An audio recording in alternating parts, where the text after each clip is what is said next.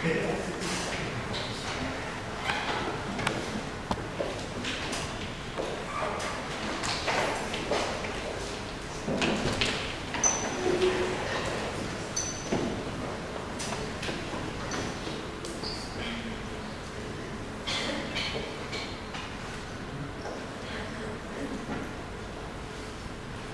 malam, saudara-saudara yang terkasih. Bersyukur anugerah Tuhan kita boleh bersama-sama. Mari kita berdoa sebelum kita merenungkan firman Tuhan. Kami sungguh bersyukur untuk anugerah Tuhan. Kami boleh bersekutu bersama, memuji muliakan nama-Mu, berdoa, dan sebentar kami akan membaca merenungkan firman Tuhan. Tolonglah kami semua, baik hamba-Mu di dalam segala keterbatasan dan kelemahan juga boleh menjelaskan kebenaran firman Tuhan, dan tiap-tiap kami boleh memahami, terlebih lagi dapat menghayati di dalam hidup kami. Di dalam nama Tuhan Yesus kami berdoa. Amin. Ya, tema yang diberikan kepada saya malam hari ini, broken promise. Ya. Apa artinya? Saya ingat broken wings. Ya, ada lagu yang bahasa saya broken wings ya. Kalau broken promise apa artinya? Kenapa? Ikat janji. Nah, itu bagus, jangan sampai janji yang patah gitu ya. Saya ingat saya dulu punya seorang dosen orang Jerman umur 60 masuk ke Indonesia. Dalam 3 bulan dia sudah menguasai sekian ribu kata Indonesia dan mengajar dalam bahasa Indonesia. Dan ketika dia menjelaskan itu, saya katakan, ada teman saya berkata, "Bu, kata ini lebih cocok."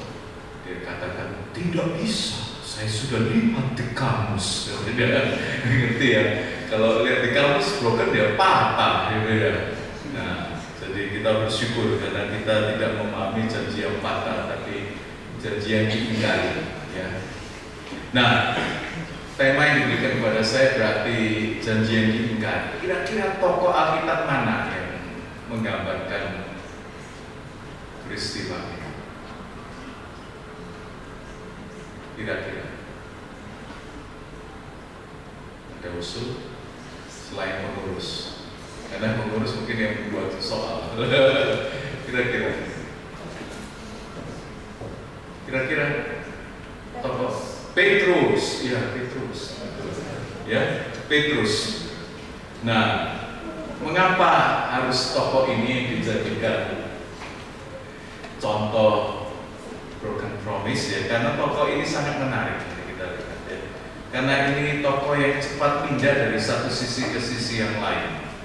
Nah, mari kita lihat Lukas 22 ayat 31 sampai 34. Nah, kita bukan hanya belajar hal yang negatif dari peristiwa broken promise ini, tetapi kita bisa lihat bagaimana hati Petrus itu dan juga bagaimana Tuhan menolong. Lukas 22 ayat 31 sampai 34. Itu perkataan Yesus kepada Petrus pada saat perjamuan malam. Bahkan kalau kita lihat ayat 31 sampai 34 ini menarik. Tuhan Yesus tidak menyapa Petrus, tetapi dengan sapaan yang lebih pribadi, ya, yaitu Simon. Simon, Simon, lihat, iblis telah menuntut untuk menampi kamu seperti gandum. Tetapi aku telah berdoa untuk engkau supaya imanmu jangan gugur.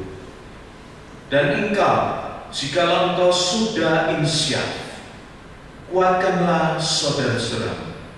Jawab Petrus, "Tuhan, aku bersedia masuk penjara dan mati bersama-sama dengan engkau."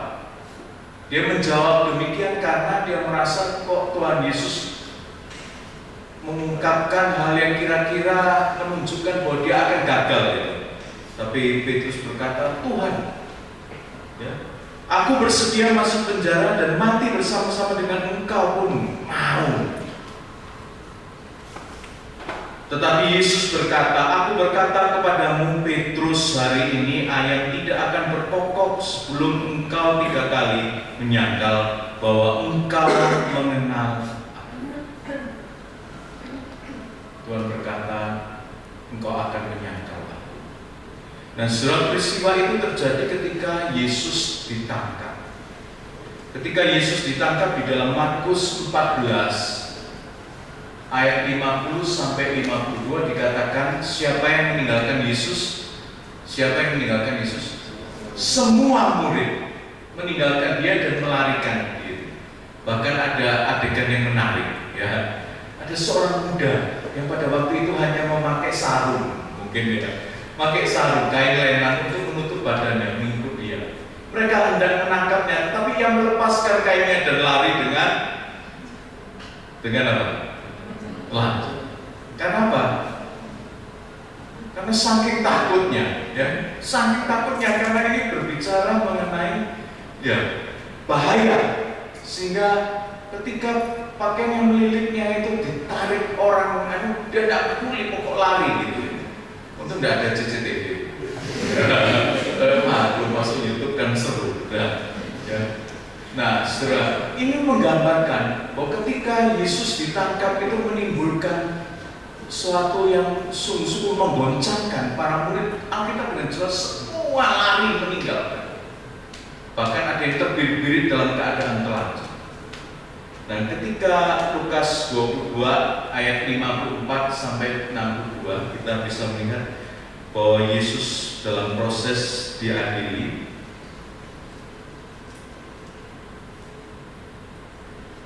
Lukas 22 ayat 54 kita lihat ya. Lalu Yesus ditangkap dan dibawa dari tempat itu, ia dikirim ke rumah imam besar. Dan yang menarik apa? Dan Petrus mengikut dari jauh. Pada mulanya dia lari, semua berdiri. Tapi entah bagaimana Alkitab mencatat bahwa dia akhirnya mengikut dari jauh. Dia ingin tahu apa yang terjadi dengan guru. Semua murid berhamburan, tidak ada yang dicatat mengikuti peristiwa Yesus diadili. Hanya Petrus mengikut dari jauh. Dan karena dia mengikut dari jauh, berarti dia kurang lebih berada di sekitar Yesus diadili. Ayat 55, kita lihat ayat 55. Di tengah-tengah halaman rumah itu, di tempat Yesus dibawa di rumah imam besar itu, orang memasang api dan mereka duduk mengelilinginya. Petrus jagongan ya dengan mereka karena mau tahu apa yang terjadi. Nah, silakannya dikatakan seorang hamba perempuan melihat dia duduk dekat api, ia mengamat-amatinya lalu berkata, orang ini bersama dengan orang itu. Ya. Orang ini bersama-sama dengan Yesus yang diadili. Apa respon Petrus? Bukan, aku tidak kenal dia. Ya. Tadi yang perkataan yang pertama tadi dikatakan, masuk penjara, aku bersedia. Mati bersedia. Sekarang ditanya oleh hamba perempuan, orang ini bersama-sama dengan dia. Bukan, aku tidak kenal. Kemudian ayat 58, tidak berapa lama kemudian seorang lain melihat dia lalu berkata, ini menarik. Dia tidak meninggalkan kerumunan itu. Nah, kisah Alkitab ini menunjukkan bagaimana hati Petrus itu sebetulnya mempunyai perasaan kasih yang dalam terhadap Yesus. Sehingga kalau kita sudah diketahuan gitu, apa yang kita lakukan? Lari loh. Dia enggak. Dia mencoba bertahan karena dia ingin tahu apa yang terjadi dengan Yesus. Nasib Yesus itu bagaimana? Dia ingin tahu. Sehingga dia tetap bersama-sama. Kemudian kok ada orang yang kenali lagi, kok usil gitu ya, ini karena jagongan nganggur nunggu gitu ya. Engkau juga seorang dari mereka. Tetapi Petrus berkata, bukan, aku tidak. Ya tidak pergi, tetap sama-sama lagi dengan kelompok itu. Sudah di sini kita bisa lihat bahwa Petrus walaupun kita sebut seorang yang broke his promise, tapi hati paling dalam dia itu tidak bisa meninggalkan Yesus. Dia ingin tahu dengan jelas apa yang akan terjadi dengan gurunya, apa yang akan dialami gurunya. Walaupun saya tahu mungkin dia tolak oleh gitu ya, berusaha mungkin kalau pakai sarung ditutupi supaya tidak. 1 jam kemudian ayat 59, seorang lain berkata dengan tegas, sungguh orang ini juga bersama-sama dengan dia, sebab ia juga orang Galilea. Mungkin jawab omong dialeknya telok lemak ketahuan, ya, dialek Galileanya ketahuan. Ini orang Galilea. Petrus berkata, bukan, aku tidak tahu apa yang engkau katakan. Seketika itu juga, sementara ia berkata, berkokoklah air. Ayat 61, pemandangan yang luar biasa. Lalu berpalinglah Tuhan memandang Petrus. Saya tidak tahu bagaimana scene dari peristiwa. Yesus sedang diadili, entah bagaimana Yesus menoleh ke arah Petrus. Oleh Yesus, tatapan Yesus kepada Petrus ini menyebabkan apa?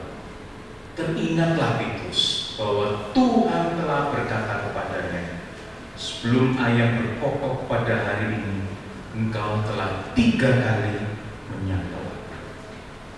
Lalu ia pergi keluar dan menangis dengan sedih. A broken promise, janji yang diingkar. Saya tidak tahu hati Petrus ketika gurunya memandang dia. Dia tahu, dia sedih.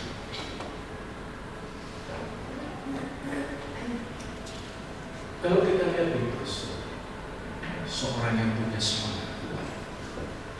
Dari awal kita bisa lihat semangatnya yang luar biasa, hatinya yang sebetulnya sungguh-sungguh diarahkan kepada Tuhan. Tetapi kita tahu bahwa komitmennya lemah, perlu dikuatkan. Dia punya kerinduan untuk setia mengikut Tuhan sampai. Tapi ketika tantangan datang,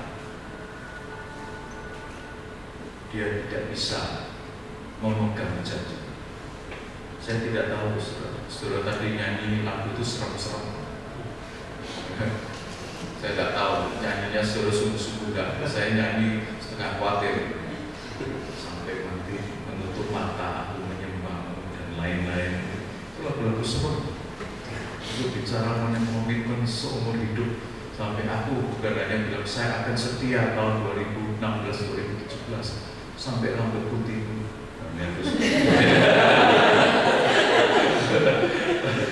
Ya, saudara dulu masih jauh gitu ya. Saya berarti perjuangannya lebih pendek dari saudara. Semangatnya luar biasa, hatinya sebetulnya tertuju. Ketika para murid semua takut kemana-mana, tidak dicatat juga Yohanes murid yang dikasih. Tapi Alkitab dengan jelas Petrus selalu menunggu.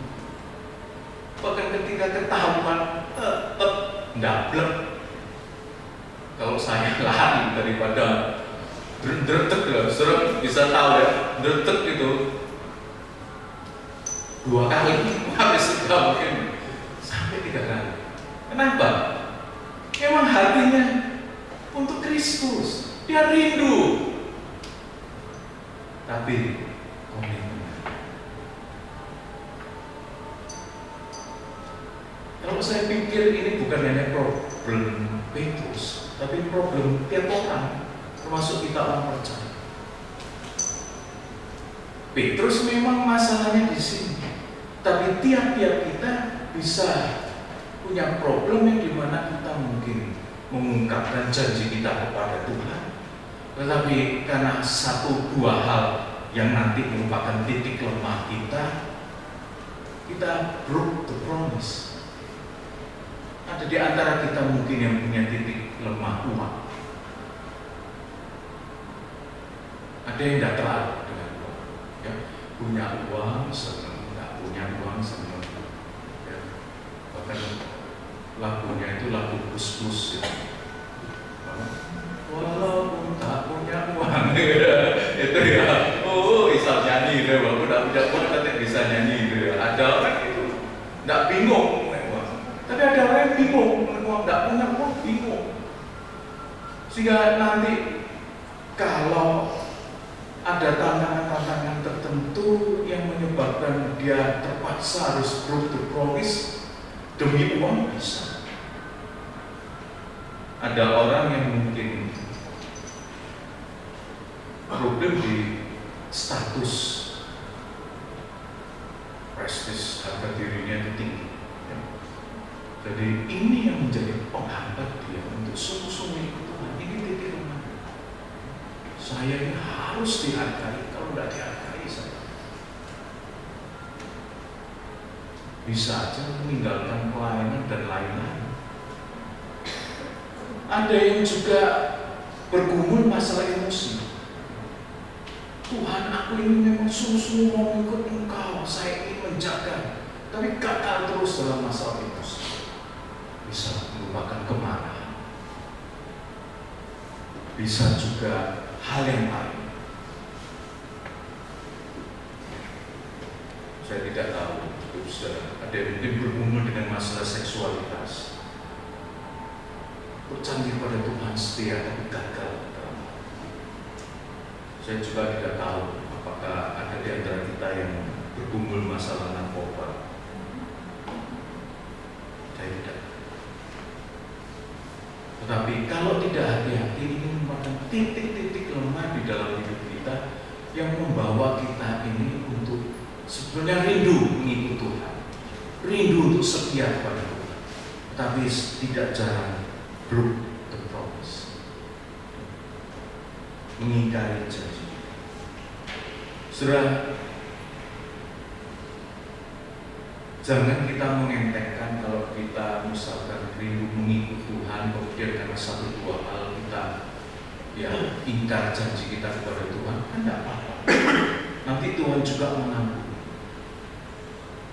Saudara, kalau kita terus-menerus mengingkari janji kita, setia, belajar setia hari demi hari kepada Tuhan, kalau kita mengingkari, kita tidak akan mengalami kemajuan dalam kehidupan kita, bahkan kemunduran. Karena perjalanan kerohanian itu saya gambarkan seperti orang bersepeda mendaki. Orang yang bersepeda mendaki, kalau tidak maju berarti apa? Bukan. Dia better tahu. Ya, kayak off-road toh. Kalau tidak bisa kita pikir kalau terus mundur ini enak, mundur lumayan. Jatuh, ya, jatuh. Perjalanan iman kita, kalau kita tidak maju bukan mundur, jatuh. Ini sesuatu yang serius. Tetapi kalau kita lihat Tuhan yang kita sembah luar biasa, tapi nanti kita pun juga harus hati-hati, ya. Nah, sehingga bagaimana kita mengatasi kalau kita sudah ingkar janji? Kita melihat apa yang Tuhan lakukan dalam hidup Petrus. Dalam Yohanes 21, kita lihat saja Yohanes 21 ayat 15, satu bagian yang terkenal. Apa yang dilakukan Yesus? Kalau lihat dari ayat-ayat awal itu sebetulnya Yesus mencari. Petrus itu sudah kembali jadi nelayan bersama beberapa murid. Yesus mencari, bahkan Yesus menyiapkan sarapan, dan kemudian sesudah sarapan ayat 15 Yesus berkata kepada Simon Petrus, Simon anak Yohanes, apakah engkau mengasihi aku lebih dari mereka ini? Apakah engkau mengasihi aku lebih dari semua Ya, bisa ini dalam bahasa Yunani-nya itu bisa lebih dari para murid atau lebih dari peralatan nelayan. Ya, karena bentuknya tidak jelas sehingga para penafsir kata lebih dari semua itu, lebih dari teman-temanmu atau dari pekerjaanmu. Petrus jawab, benar Tuhan, Engkau tahu bahwa aku mengasihi. Yesus berkata kepada aku, Yesus berkata untuk kedua kalinya, Simon anak Yohanes, apakah engkau mengasihi aku? Ada bedanya dengan perkataan pertama? Ada ya? Kalau yang pertama lebih dari semuanya. Nah, yang kedua tidak ada lebih dari semuanya. Jawab Petrus, benar Tuhan, engkau mengasihi aku. Engkau tahu bahwa aku mengasihi engkau. Jawab Yesus, kata Yesus kepadanya, kembalikan lalu engkau. Kata Yesus kepadanya untuk ketiga kalinya, Simon anak Yohanes, apakah engkau mengasihi? Nah, surat ini jadi perdebatan para ahli karena kata yang dipakai itu berbeda. Kata yang pertama itu agapao, kata kedua agapao, kata ketiga itu filio. Ada ahli katakan sama, dua kata ini artinya sama. Ya, karena agapao dan filio juga bisa berganti. Tetapi untuk case ini saya menafsirkan berbeda. Yang ketiga, Yesus itu tidak memakai kata agapao, tapi filio. Kata yang selalu dipakai oleh Petrus. Dalam pengertian, kalau dalam penafsiran saya, Yesus itu menurunkan standar pertanyaan. Kalau pertama itu, apakah engkau mengasihi aku lebih dari semua? Kata agapao, ya. Itu Tuhan kota, mengasihi engkau sebagai Tuhan. Yang kedua, apakah engkau mengasihi aku? Agapao. Petrus jawab, engkau tahu Tuhan, aku mengasihi engkau. Filio. Yang ketiga, apakah engkau mengasihi aku? Tidak dipakai agapao, pakai filio. Sungguh kamu sebagai teman dalam standar pertemanan persaudaraan Philadelphia itu filio. Istilah Philadelphia itu kasih persaudaraan, filio. Sehingga ketika ditanya ketiga ini dikatakan apa? Sedih hati Petrus karena Yesus berkata untuk ketiga kalinya, apakah engkau mengasihi aku? Dan dia menjawab, Tuhan, engkau tahu. Engkau tahu segala sesuatu. Engkau tahu bahwa aku mengasihi.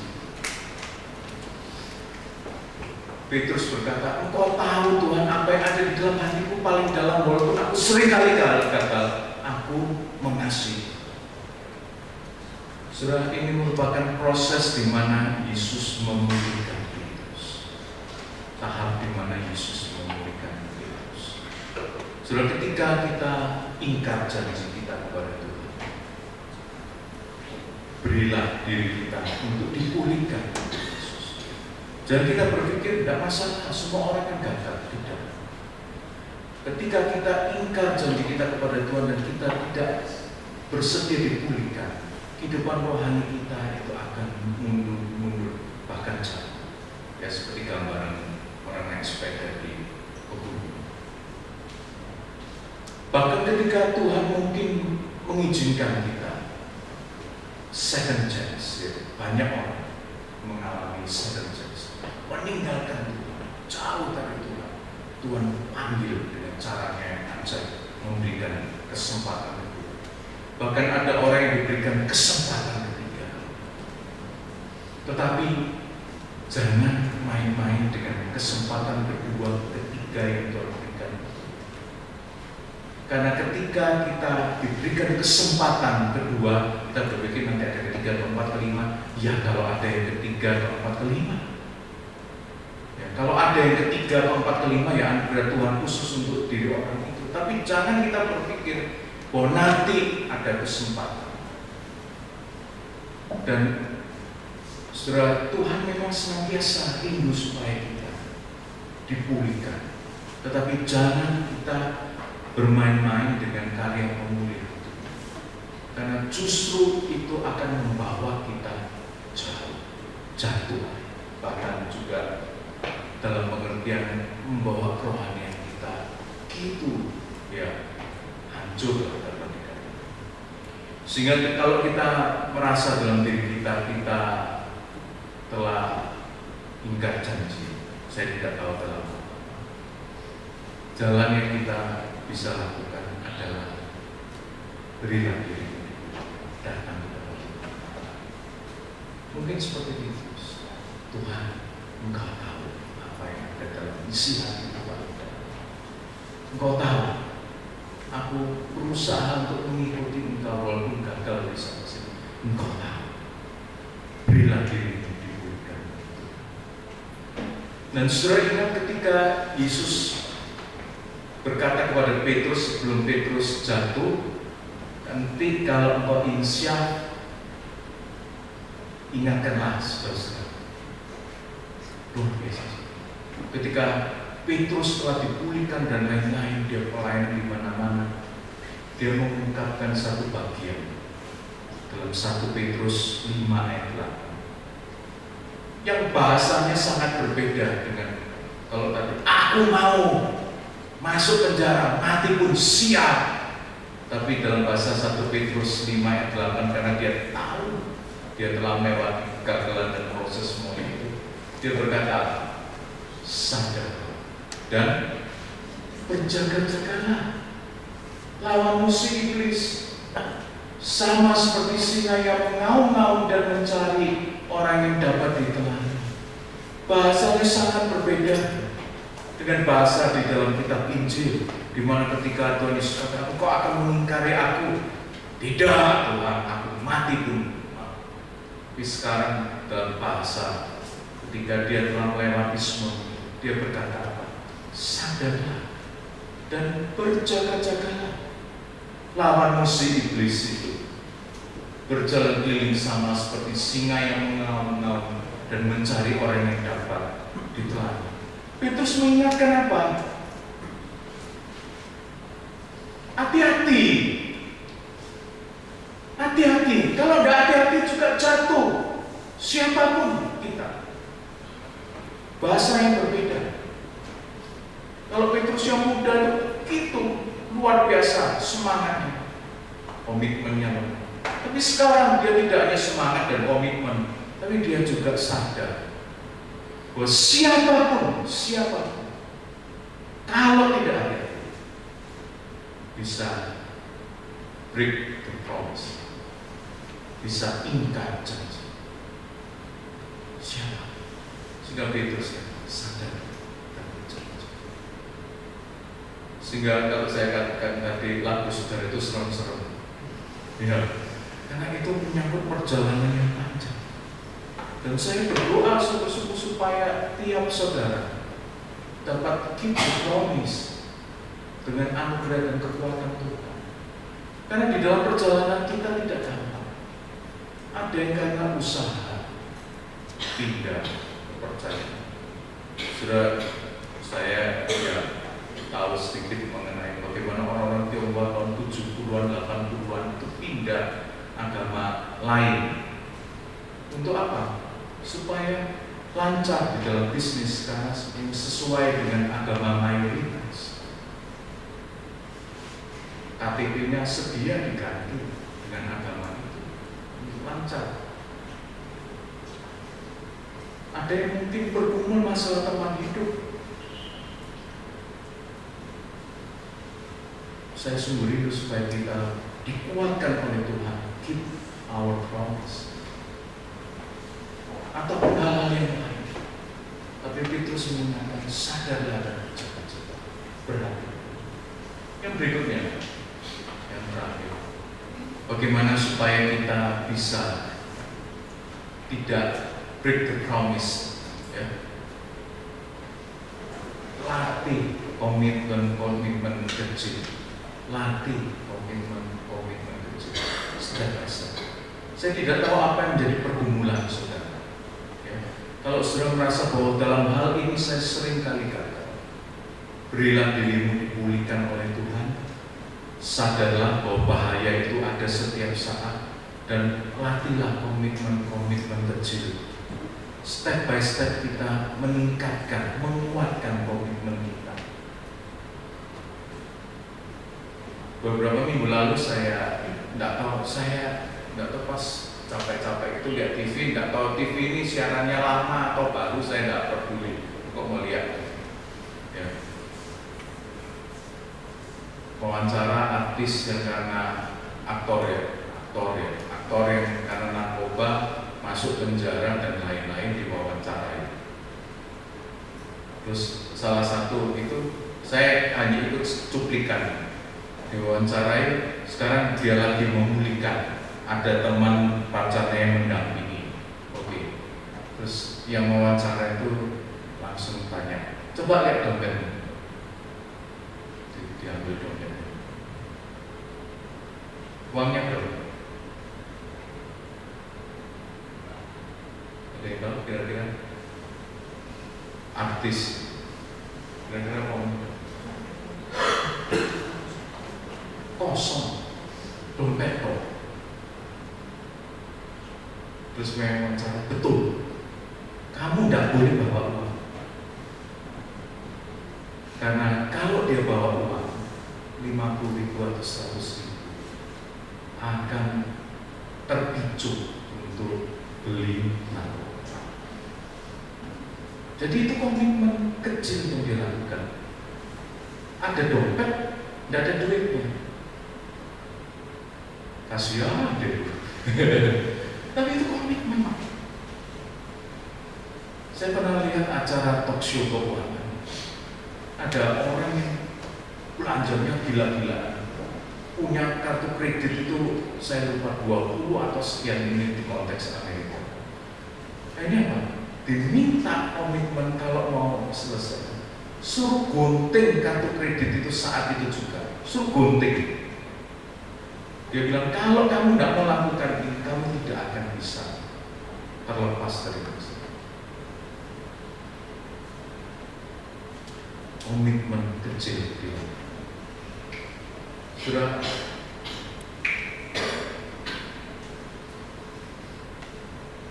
break the promise atau prove the promise ini bukan sesuatu yang ya. Kalau kita menjadi habit kita ini bahaya, karena akan makin membawa kita jauh dari Tuhan dan melemahkan kita dan membuat hati kita ini makin biasa. Alias kalau kita biasa bohong, ya, lama-lama tidak masalah. Lama-lama tidak. Bahkan kalau tidak bohong gatel. Kalau kita tidak pernah nyontek, mungkin mulai dari SD, SMP, SMA, tidak pernah nyontek, kuliah terpaksa harus nyontek, waduh dretek. Pertama, kedua rodok dretek, ketiga tidak dretek, keempat malah ngajak ngertek. Kemajuan. Nah, itu jadi saya tidak tahu apa yang ada di dalam hati saudara menjadi berguna, tapi saya yakin tiap-tiap kita ketika kita jujur di hadapan Tuhan, ada 1-2 bidang yang kita berguna, yang membuat kita ini gampang untuk ingkar janji kita. Berilah diri dipulihkan, mintalah Tuhan menolong. Dan yang kedua, sadar dan berjaga-jaga. Dan yang ketiga, latihan komitmen-komitmen kecil. Hal apa yang bisa saya lakukan supaya saya tetap menjaga komitmen. Amin. Ada yang mau bertanya? Dan ada yang mau bertanya, saya berikan kesempatan.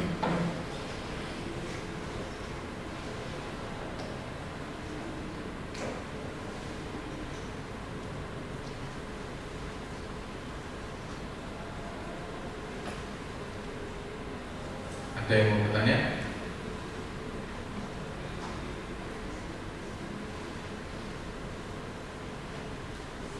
Yuk. Berarti kalau saya lihat dari sisi yang lain ya, berarti Petrus itu dibiarkan mengikut terus menyangkal itu supaya jadi saksi, bisa cerita gimana proses Yesus menyakiti kan gitu. Ya. Pertanyaanmu baik, tapi harus tak betulkan sedikit ya. Bukan dibiarkan. Tuhan pasti nggak ingin dia jatuh, ya. Tapi karena dia lemah dalam komitmen itu jatuh.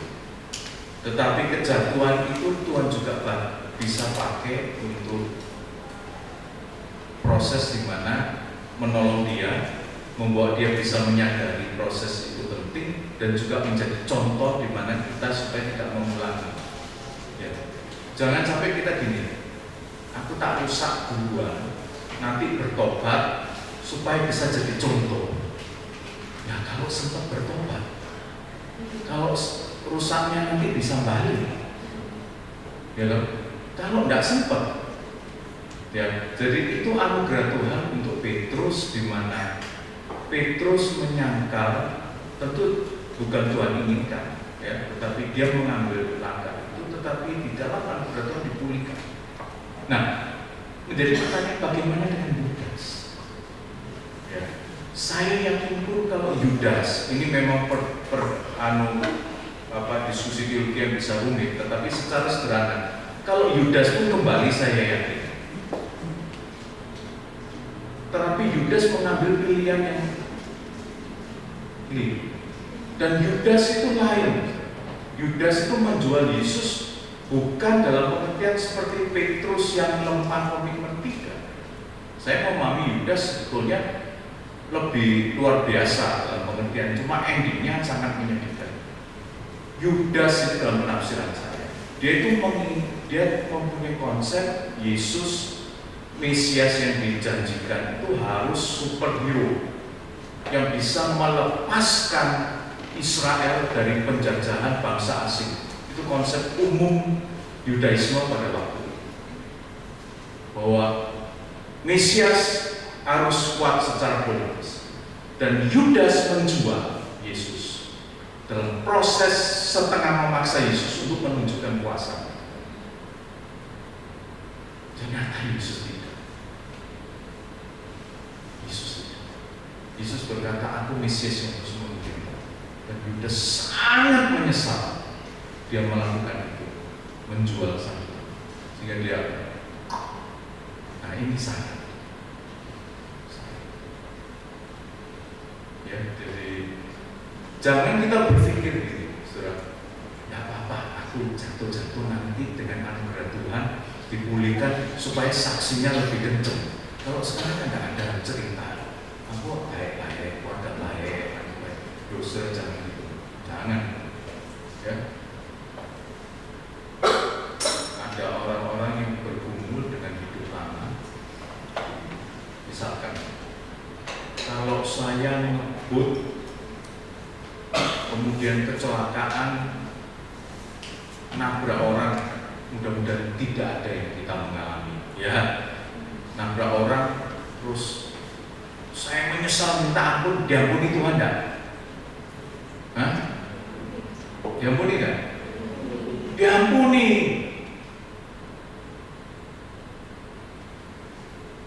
Masuk penjara enggak? Masuk, harus konsekuensi. Ya kalau masuk penjara, kalau pas saya putus kaki, terus jadi kalau jalan, wah, mohon mujizat Tuhan, kaki saya yang putus nanti bisa tumbuh lagi. Saya nggak katakan nggak bisa. Ya, kalau saya bilang nggak bisa itu kan menghambat kuasa Tuhan yang luar biasa. Tetapi umumnya Tuhan tidak membiarkan itu bekas dalam hidup. Apa saudara mau? Ya, kan lebih baik biasa-biasa loh. Ya, nggak usah cari yang spektakuler supaya nggak bisa. Karya Tuhan memelihara kita, nggak melewati masa-masa itu spektakuler. Ya, nggak usah cari deh. Ya, jadi dalam hidup kita, kalau nggak perlu jatuh, jangan cari jatuh. Karena tiap kejatuhan selalu ada akibat. Walaupun kita sudah minta pengampunan Tuhan, dan tidak jarang akibat itu kita tanggung, tergantung kejatuhan apa. Saudara yang kalau tahu problem ini pasti bisa mengaminkan. Tidak usah ngomong di depan, tapi mengaminkan. Ya, aku bilang ya, oke.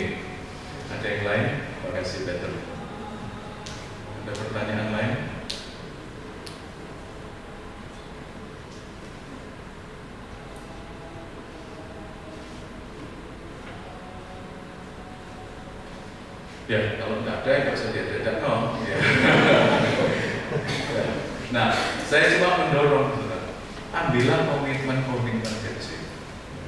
Kalau saudara rindu dalam hal apa, komitmen kecil. Kalau saudara ada problem dengan keuangan, lakukan komitmen. Kalau perlu minta bantuan konselor dan lain-lain, itu perlu. Karena kalau tidak ada masalah yang berlarut-larut akan membawa saudara hidup lebih sulit dan luka-luka akibat jauh lebih besar. Walaupun Tuhan itu bisa memandu kita dengan caranya yang luar biasa, tapi jangan menunggu. Biarkan Tuhan memakai kita apa adanya. Tidak usah sampai babak belur terus datang kepada Tuhan. Nah, sudah dalam posisi kita ini karena Allah yang memanggil kita ingin hidup kita ini hidup yang terbaik dalam berbagai segi. Amin. Mari kita berdoa. Inilah diri kami masing-masing Tuhan. Engkau tahu apa yang paling dalam hidup kami, dan biarlah kami juga boleh jujur dan setia juga diproses oleh Tuhan. Kami seringkali gagal mengingkar janji kami kepadamu, tapi kami tahu bahwa Engkau senantiasa rindu supaya kami makin kuat, makin maju, dan kami pun juga boleh belajar oleh pengalaman-pengalaman yang buruk. Berkatilah tiap kami, jaga dan pelihara kami Tuhan. Walaupun si iblis berupaya untuk menjatuhkan kami, tapi kami minta di dalam nama Tuhan Yesus supaya tiap-tiap kami dikuatkan, supaya tiap-tiap kami, supaya jangan ada noda, ada bercak-bercak hitam akibat kegagalan kami oleh karena ketidaktaatan kami kepada firman. Walaupun ketika kami dipulihkan oleh Tuhan, kami harus menanggung semua. Jangan biarkan itu kami alami kalau kami belum mengalami. Tapi kalau ada di antara kami yang telah mengalami, kami tahu bahwa anugerah Tuhan lebih besar. Bahkan di dalam segala kehancuran kami, Tuhan tetap mau memulihkan kami, bahkan memakai kami, dan menjadikan kami juga pelajaran bagi orang lain. Berkatilah tiap-tiap kami Tuhan, di dalam nama Tuhan Yesus yang berdoa. Amin.